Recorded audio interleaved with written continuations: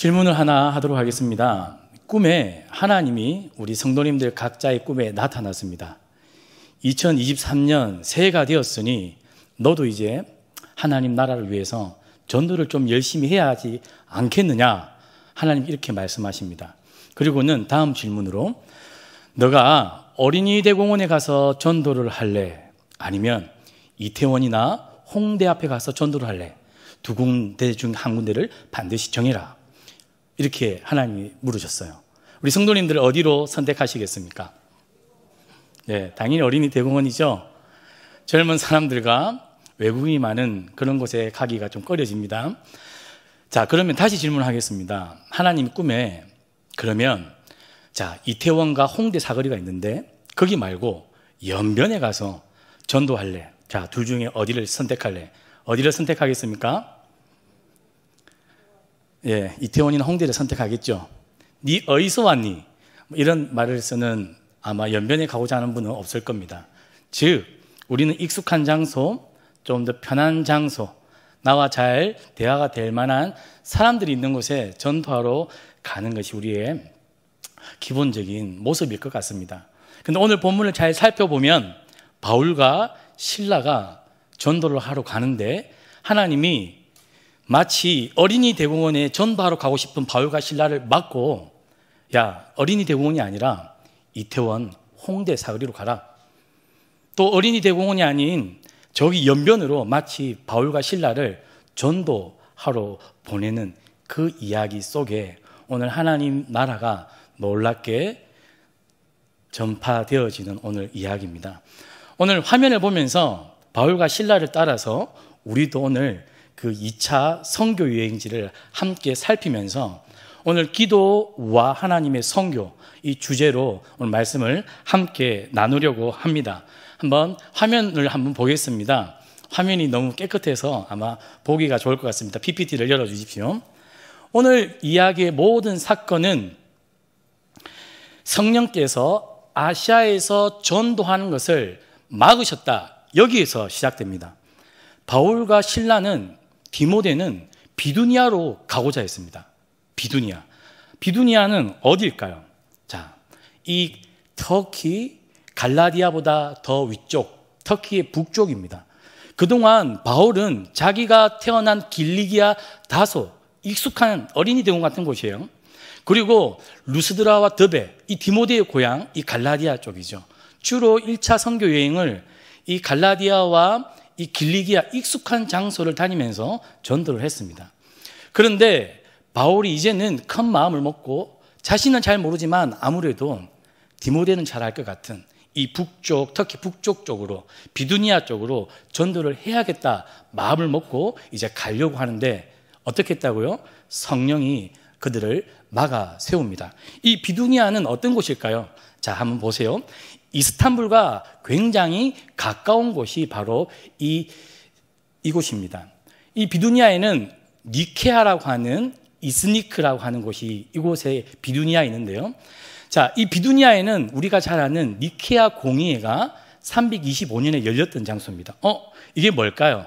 우리가 지금 사도신경을 늘 고백하죠. 이 사도신경의 기원이 되는 니케아 신경이 만들어진 장소가 바로 이 비두니아에 있습니다. 여기에서 이 아타나시우스라고 하는 사람이 예수님은 하나님의 아들 신이 아닙니다 라고 주장하는 이 아리우스 이단을 대항하여서 예수님은 하나님의 아들입니다, 신입니다, 예수님의 신성을 확립하고 삼위일체 성부와 성자와 성령은 각각 다릅니다. 그러나 성부와 성자와 성령은 한 분 하나님이십니다. 우리가 고백하는 중요한 삼위일체를 고백하는 신경을 확립한 곳이 바로 이 니케아 비두니아입니다. 바울은 여기에 전도하러 가고 싶어 했습니다. 지금 보는 장소가 이 니케아 공의회가 열렸던 장소, 그곳을 기념하여 만들어 놓은 니케아 기념교회입니다. 내부의 모습이고요. 그 오래전 바닥 타일이 아직도 이렇게 잘 보관이 되어져 있습니다. 보면 작죠. 여기에 콘스탄티누스 대제가 와서 설교를 하면서 이 니케아 공회가 열렸던 장소입니다. 그러나 성령님이 이 비두니아 쪽으로 가는 것을 막아 세웠습니다. 그래서 부르기아와 갈라디아 땅으로 다녀가 바울과 실라는 어디로 갑니까? 무시아를 지나 드로아로 내려갔다라고 되어 있습니다. 자, 드로아를 한번 잘 보십시오. 이 드로아는 터키에서 마게도냐, 유럽으로 왕래하는 많은 무역선이 다니는 중요한 항구 도시가 바로 이 드로아입니다. 이 드로아에서 아마 바울이 기도하고 있던 중이었던 것 같아요. 본문에는 밤에 환상 중에 성령이 나타나서 환상 중에 말합니다. 뭐라고 말을 하죠? 마게도냐로 건너와서 우리를 도우라라는 환상을 이 드로아에서 봅니다. 이 드로아는 아마 성도님들이 한 번쯤은 들어보았을 트로이가 바로 드로아입니다. 사도행전은 이 트로이를 드로아라고 자주 언급하는데요. 이 트로이는 그리스 연합군과 자주 전투를 벌였던 유명한 곳이죠. 자, 이 드로아 지역에 오랜 트로이성을 봉헌한 봉헌도입니다. 유명한 사람이 이 트로이 유적지를 발견을 했고요. 우리 성도님들이 잘 아는 트로이 목마 아시죠? 그리스 연합군이 이 드로아 트로이성을 함락시키려고 애를 쓰지만 실패합니다. 그래서 이 트로이 목마를 작전을 개발해서, 그래서 바울도 이 트로이 목마 이야기를 잘 알고 있습니다. 왜요? 어릴 적부터 바울도 이 트로이 신화를 어릴 때부터 들었던 내용입니다. 이 이야기의 장소가 바로 드로아. 이 드로아에서 바울이 환상을 보고 드디어 마게도냐, 유럽으로 가는 것이죠. 그래서 아마 성도님들이 기회가 있으면 이 드로아에 가면 이러한 트로이 목마가 있는 관광 유적지에서 아마 사진도 찍게 될 겁니다. 지금 보고 있는 곳이 이 드로아 항구입니다. 여기에서 바울은 배를 타고 이제 마게도냐로 건너가는 것이죠. 자, 지금 이 사진들은 드로아에서 에게해를 내다보고 있는 사진입니다. 오늘날의 드로아 항구에 아마 바울이 저런 배를 타진 않았을 겁니다.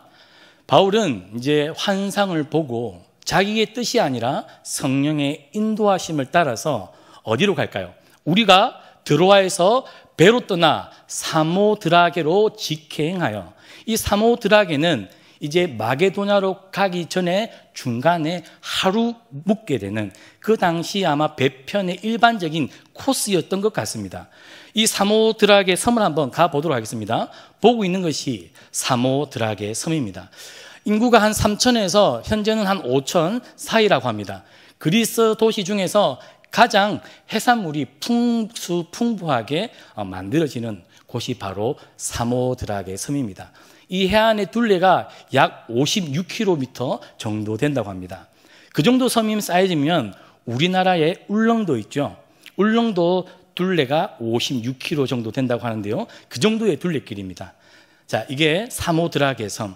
바울과 실라가 네아폴리, 유럽으로 가기 전에 머물렀던 섬이 바로 사모드라게 섬입니다. 현재의 모습이고요. 사모드라게 섬은 해변이 아름답습니다.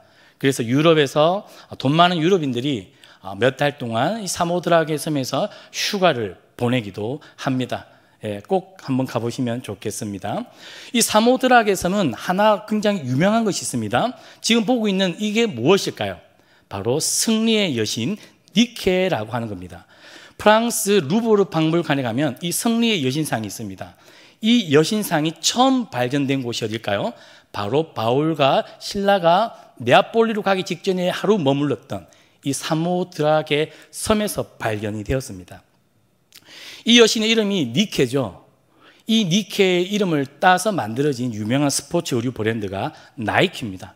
그래서 나이키에 보면 이런 표시가 되어 있죠. 그 표시의 상징이 뭐냐면 이 승리의 여신이 바람처럼 지나가는 그것을 상징화시킨 것이 바로 이 나이키입니다. 이 여신상이 이 사모드라게 섬에서 처음 발견되었습니다. 그래서 이 사모드라게라고 할 때 이 사우스 이 뜻은 높다라는 뜻이고요. 약 1611m의 높은 산이 이 섬에 있습니다. 여기에서 하루를 머뭅니다. 그리고 이튿날 어디로 갈까요? 우리를 도우러 오라 했던 네아폴리로 갑니다. 네아폴리 사진 한번 보아야겠죠? 어떻습니까? 네아폴리는 헬라어로 네아폴리스, 이것은 어떤 뜻이냐면 뉴시티, 새로운 도시라는 뜻입니다. 인구가 약 20만 정도 되고요. 그리스 북부의 항구 도시입니다. 아주 이 네아폴리는 아름다운 도시입니다. 사진만 봐도 꼭 한번 가보고 싶은 설레는 곳이 바로 이 네아폴리죠. 네아폴리는 바울이 태어나서 처음으로 가본 섬이기도 하자 도시입니다. 지금 네아폴리를 보고 있습니다. 서양도 아름답고, 그래서 네아폴리는 사모드락의 섬과 함께 너무나 유명한 관광지가 되겠습니다. 오늘날 네아폴리의 현대 모습입니다. 여기에 바울이 도착을 했습니다. 그래서 1928년에 바울이 처음으로 아시아에서 유럽으로 왔다라고 해서 기념한 바울 기념교회가 세워져 있습니다. 그래서 이 교회 벽면에 이런 벽화, 바울이 환상 중에 본 벽화가 이렇게 멋지게 장식이 되어 있고 사람들이 여기에서 사진을 많이 찍습니다. 자, 중요한 것은 이제 드디어 바울이 유럽으로 마게도냐로 왔습니다. 그런데 마게도냐에서 이 네아폴리에서 이제 처음 가는 성이 빌립보라는 도시입니다. 빌립보. 네아폴리와 약 16km가 떨어진 거리입니다. 16km면 뭐 걸어서 얼마 안 걸리는 짧은 거리죠.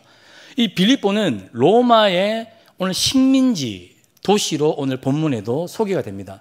거기서 빌립보 이르니 이는 마게도냐 지방의 첫 성이요 또 로마의 식민지라.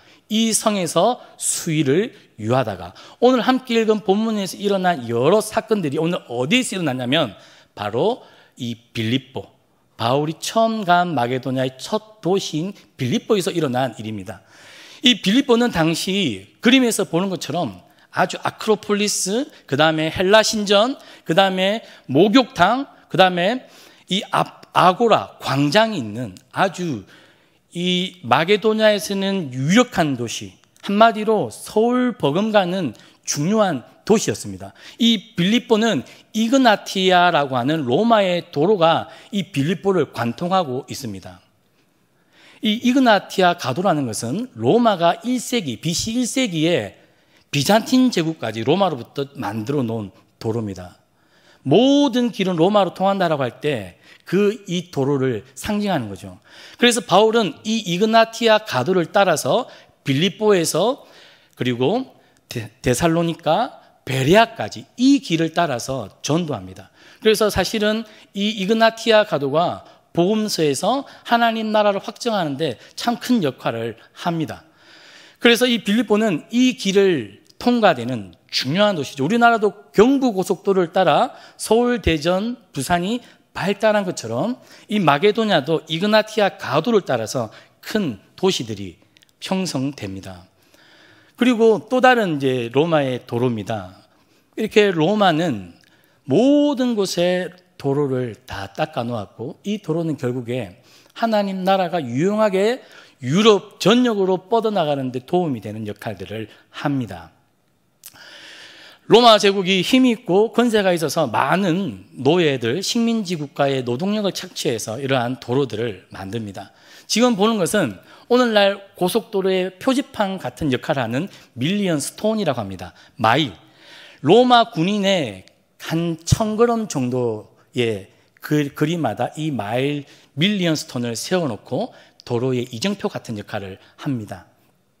이거는 이그나티아 가도마다 맨션이라고 해서 오늘날의 고속도로 휴게소 같은 곳입니다. 아마 바울도 전도하러 다니면서 여기에서 때로는 쉬기도 하였을 것으로 추정이 됩니다. 빌립보로 다시 돌아가겠습니다. 빌립보는 바울이 처음 방문한 도시입니다. 방문이 처음 했는데요, 이 빌립보는 제우스 신을 비롯해서 모든 그리스 로마 신하들의 신들을 섬기는 아주 거대한 주피터 신전, 제우스 신전이 있는 우상 숭배가 너무나 만연한 도시가 바로 빌립보라는 것입니다. 그런데 오늘 본문을 보니까 같이 한번 13절 말씀을 읽어보겠습니다. 시작. 안식일에 우리가 기도할 곳이 있을까 해요. 문 밖 강가에 나가 거기 앉아서 모인 여자들에게 말하는데, 오늘 좀 특별한 표현이 나옵니다. 안식일에 우리가 기도할 곳이 있을까? 사실 예수님도 누가복음을 우리가 새벽마다 묵상하고 있는데요, 주로 회당을 다니면서 하나님 나라 복음을 전파하셨습니다. 그리고 터키, 갈라디아와 이곳에 있을 때도 바울은 회당을 중심으로 하나님 나라 복음을 전했는데, 유럽에 오니 회당이 있을까요? 없을까요? 회당이 없습니다. 왜요? 이 빌립보와 데살로니가와 베레아, 이 유럽 마게도냐 지방에는 유대인들이 많이 거주하지 않았기 때문입니다. 이 회당은 유대인 10명이 모이면 만드는 것이 회당이었는데 그만큼 마게도냐, 오늘 빌립보에는 바울이 익숙한 유대인들이 없는 도시에 이르렀다는 것이죠. 그래서 회당이 없다 보니 바울이 찾았던 장소는 기도할 곳, 그곳을 찾아 오늘 강가에 나갔더니 오늘 누구를 만납니까? 이 강가에서 빨래를 하고 있고, 빨래하면서 우리 빨래하면서 여자들이 빨래만 할까요? 빨래하면서 남편 욕도 하고 자식 자랑도 하고 오만 이야기를 다 하겠죠. 그런 가운데 만난 여인이 누굽니까? 바로 자주색 옷감 장사를 하는 그 당시에 이 빌립보 도시에서 가장 부자를 대상으로 장사하는 루디아를 만납니다. 이 빌립보는 돈이 많은 도시였습니다. 왜냐하면 빌립보에서 금광이 자주 발견이 되었습니다. 그리고 빌립보에 거주하는 사람들은 로마 군인들이 퇴역하고 로마로부터 돈을 많이 받아서 지내는, 은퇴한 이후에 지내는 실버타운 같은 곳, 즉 현금이 넘쳐났던 곳입니다. 부자들이 많았겠지요. 그리고 신전이 있었기 때문에 이 빌립보의 신전에 예배드리러 오는 사람들이 많아서 헌금이 넘쳐났습니다. 빌립보는 돈이 넘쳐났었어요. 그러니 이 돈 많은 도시에서 루디아는 돈 많은 부자들을 상대하여 이 지금 한 남자가 입고 있는 이 자주색 옷을 입고 있죠. 이 당시에 자주색 옷은 아무나 입을 수 있는 옷이 아니었습니다. 한마디로 오늘 지금 루디아는 오늘날로 말하자면 명품이 뭐가 있습니까? 루이비통, 샤넬, 그런 옷가게 아마 사장쯤 된다라고 보시면 되겠습니다. 왜 그럴까요? 이 자주옷에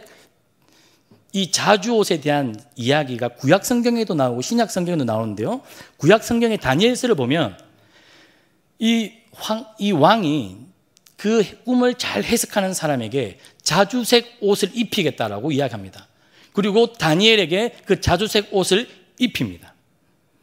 즉, 그 나라에서 가장 존귀한 자에게 입혀준 옷이 자주색 옷입니다. 그리고 누가복음에도 부자가 등장하는데 부자가 입고 나온 옷이 뭐라고요? 자주색 옷입니다.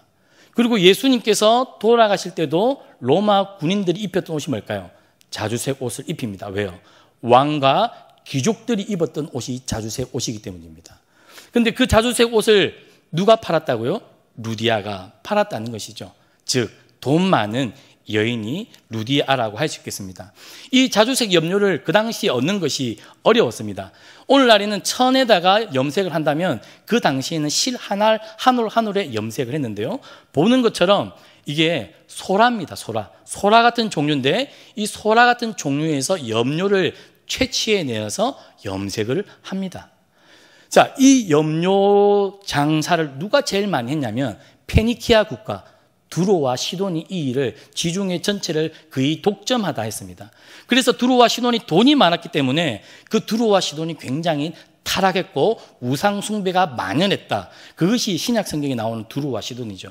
그래서 페니키아라고 하는 이 헬라어 뜻이 자주 이 염료, 염색하는 뜻을 가진 단어가 페니키아입니다. 자, 이렇게 조개 이 소라를 찌르면 나오는 이 염료를 얻어서 옷을 만들었던 것입니다. 재미난 것은 지금 그림이 헤라클레스가 키우는 개가 등장한 그림인데요. 처음으로 이 자주색 염료를 발견한 사람이 누구냐고 했을 때 많은 사람들이 헤라클레스가 강가에서 해변에서 놀고 있는데 자신의 개가 이 소라를 먹고 나서 개 입에 묻은 이 자주색 색깔을 보면서 이 염료를 처음에 발명했다라는 신화가 있습니다. 다시 돌아가세요. 지금 보고 있는 것이 빌립보성의 루디아 기념교회가 되겠습니다. 그래서 빌립보에 우리 성도님들이 성지순례를 가면 이 교회 앞에서 사진을 찍고요. 여기는 루디아 강가에서 세례를 베풀었던 기념 장소로입니다. 그래서 이 바울이 강가에서 루디아를 만났고 본문에 보니까 주께서 그 여인의 마음을 엽니다. 그리고 주께서 그 마음의 여인을 열고 루디아가 바울의 이야기를 경청합니다. 그리고 그를 초대해서 그 온 집이 어떻게 되죠? 예수님을 믿게 되는 사건. 그리고 이어지는 이야기는 우리가 기도하는 곳에 가다가 점치는 여종 하나를 만나니라고 그 다음 사건으로 오늘 본문은 이어집니다. 자, 바울이 루디아를 가족을 전도한 이후에 점치는 여종을 만나는 사건이 오늘 두 번째 사건입니다. 이 점치는 여종은 어떤 사람이냐면 헬라어를 그대로 옮기면 프뉴마 피토노스, 즉 헬라어를 그대로 번역하면 피토니의 영이 들렸다. 그래서 빌립보 성에 사는 사람들은 이 점치는 여인이 한마디로 그리스 신화에 등장하는 피톤이라고 하는 유명한 신이 그 여인의 몸에 들어가서 점을 치고 신탁을 하고 예언을 한다라고 생각했습니다. 그래서 오늘 이 점치는 여인 때문에 그의 주인이 뭐라고 표현되어 있습니까? 많은 수익을 얻었다라고 되어 있습니다. 왜 많은 수익을 얻었을까요? 그리스 로마 신화를 믿는 빌립보 이방인들이 이 유명한 피톤 신이 그녀 안에 있다라고 믿었기 때문에 그녀에게 값비싼 돈을 치러서라도 앞날에 점을 치고 싶었던 것이죠. 강남에서 가장 유명한 점쟁이를 찾아가 현금 몇 천만 원, 몇 억을 내고서라도 점치는 것과 똑같은 이야기입니다. 오늘 이 여인을 바울이 어떻게 합니까? 귀신을 쫓아냅니다. 근데 그 귀신을 쫓아내는 사건 때문에 이 여인의 주인이 이 바울을 이 빌립보 당국 권위자에게 고발을 합니다. 그래서 로마 시민인 줄을 모른 채 바울을 채찍질하고 감옥에 가두는 이야기. 그리고 오늘 세 번째 이야기는 뭡니까? 바울이 신라와 감옥에 갇혔는데 그 밤중에 자신들의 신세를 한탄하는 것이 아니라 찬송하고 기도한다. 그래서 옥문이 열려서 이 간수와 그의 모든 가족들이 예수를 믿고 구원받는 것이 오늘 이야기입니다. 여기까지 오늘 본문의 내용들, 배경입니다. 우리가 앞에 오늘 화면을 바꿔서 이 화면의 성능을 테스트할 겸 성도님들에게 오늘 자료들을 좀 보여드렸습니다. 제가 오늘 설교 때 가장 하고 싶었던 내용은 오늘 지금 띄워드린 내용입니다. 공통된 이야기가 있습니다. 오늘 세 건의 사건 속에 공통된 이야기가 무엇일까요? 13절에 바울과 실라가 우리가 기도할 곳이 있을까요? 기도하는 길에 루디아를 만납니다. 그리고 16절에 우리가 기도하는 곳에 가다가 누구를 만나죠? 점치는 귀신 들린 여종을 만납니다. 그리고 25절에 한밤중에 바울과 실라가 기도하고 있을 때 옥문이 열려 간수가 예수님을 믿는 사건들이 등장합니다. 오늘 바울은 하나님께서 그를 이 마게도냐의 빌립보 성에 전도하라고 보냈는데 오늘 본문에 보니까 바울이 처음부터 전도하러 다녔던 이야기는 등장하지 않습니다. 무슨 이야기가 등장합니까? 바울이 기도하러 가는 이야기가 반복되는 가운데 이어진 사건들이 등장합니다.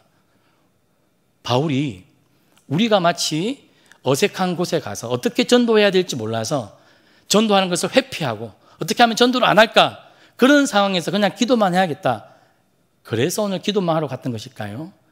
아닙니다. 오늘 이 본문 속에서 이 본문이 우리에게 이야기해 주는 것이 하나 있습니다. 바울이 생각할 때 전도는 하나님의 선교에 있어서 가장 중요한 시작은 바로 기도라는 것입니다. 왜 바울은 그렇게 생각했을까요? 전도는 우리가 하는 것이 아니라 바울이 하는 것이 아니라고 믿었기 때문입니다. 전도는 누구의 것일까요? 전도는 누가 하는 것일까요? 바로 하나님께서 전도의 주체가 되고 시작이 되어 하나님께서 우리를 통해서 하는 것이 바로 전도입니다. 바울은 그것을 알았습니다. 그래서 바울은 전도하기 전에 무엇부터 했습니까? 바로 전도의 시작은 기도부터 함을 통해 그는 이 마게도냐에서 전도를 시작했습니다. 저와 성도님들이 전도에 대한 부담감이 참 큽니다. 왜 클까요? 우리가 말을 어떻게 하면 전도할 수 있을까?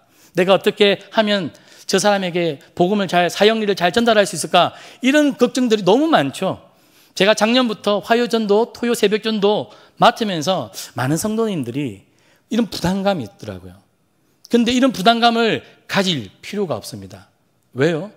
전도는 우리가 하는 것이 아니라 하나님이 하는 것이기 때문입니다. 오늘 본문에 기도하러 가는데 루디아를 만납니다. 그런데 본문에 주목해서 볼 것이 하나 있는데요. 주께서 그 마음을 열어. 바울이 루디아에게 전도를 먼저 했습니까? 사형리를 먼저 선포했습니까? 아닙니다. 하나님께서 루디아의 마음을 어떻게 했다고요? 열었다는 것입니다.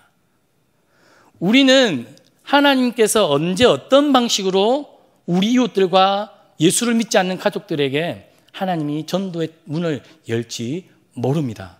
그러나 우리는 하나님이 하나님의 때에 우리를 통해 반드시 전도의 문을 열 것이라는 것을 우리는 믿어야 합니다. 그 사실을 믿는 사람은 어떻게 할까요? 때를 기다리고 내가 당장 전도가 안 되고 전도를 못 한다고 전도를 안 하고 주저하는 것이 아니라 기도합니다. 끊임없이 기도합니다.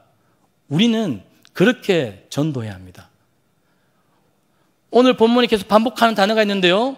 우리가 기도하러 갈 때에, 우리가 기도의 장소를 찾아놨을 때, 저는 새해 저와 우리 성도님들이 더 열심히 전도했으면 좋겠습니다. 그래서 우리 공동체가 저 전도하기 위해서 우리 공동체가 무엇에 헌신해야 될까요? 기도에 헌신해야 됩니다. 기도와 전도는 분리된 것이 아니라 함께 가는 것입니다. 복음서를 잘 읽어보십시오. 예수님은 전도하러 다니기 전에 항상 한적한 곳에서 기도했습니다. 바울은 항상 기도합니다. 기도하러 가는 가운데 기도하는 중에 하나님의 놀라운 전도의 문이 열리고 전도의 역사가 일어나는 것을 믿으십니까? 전도의 사람은 기도의 사람이 되어야 합니다. 기도의 사람이 전도의 사람이 될 수 있습니다. 우리에게 이런 부담감이 있습니다. 전도의 전략을 개발하는 것. 저도 어떻게 하면 더 효과적으로 오늘날 이 코로나 시대에 시민 부담감을 주지 않으면서 전도할 수 있을까? 그래서 우리 전도팀이 생수병으로도 전도해보고 캔을 데펴서도 전도해보고 여러 방식으로 전도를 시도하는데요. 가장 좋은 전도와 선교의 전략은 무엇일까요? 오늘 이 본문을 통해 하나님은 가장 좋은 전도의 전략은 우리에게 기도라고 말씀하고 있습니다. 하나님은 부족한 우리들을 통해 우리를 하나님의 전도의 도구로 하나님 나라에 전파하는 우리를 통로로 삼으셨는데요. 저처럼 IQ가 좀 떨어지는 사람도 전도할 수 있습니다. 제가 몇 년 전에 머리를 다쳤죠. IQ가 한 60으로 떨어진 것 같습니다. 아무리 전도 전략을 제가 개발하려고 해도 이 IQ 60에서 새로운 것이 나오지 않습니다. 그래서 기도하는데요. 하나님 저에게 이렇게 말씀하시는 것 같습니다. 전도 네가 하는 것 아니다. 전도는 내가 하는 것이다. 그리고 오늘 말씀을 하나님께서 저에게 주시면서 더 기도하라라고 말씀하셨고 혼자 기도하지 말고 전도팀과 함께 더 기도하라. 하나님께서 문을 여시고 때로 우리에게 알려주실 것이고 가장 좋은 방법으로 전도할 수 있는 지혜를 하나님께서 그때에 주실 것이다라는 확신을 주셨습니다.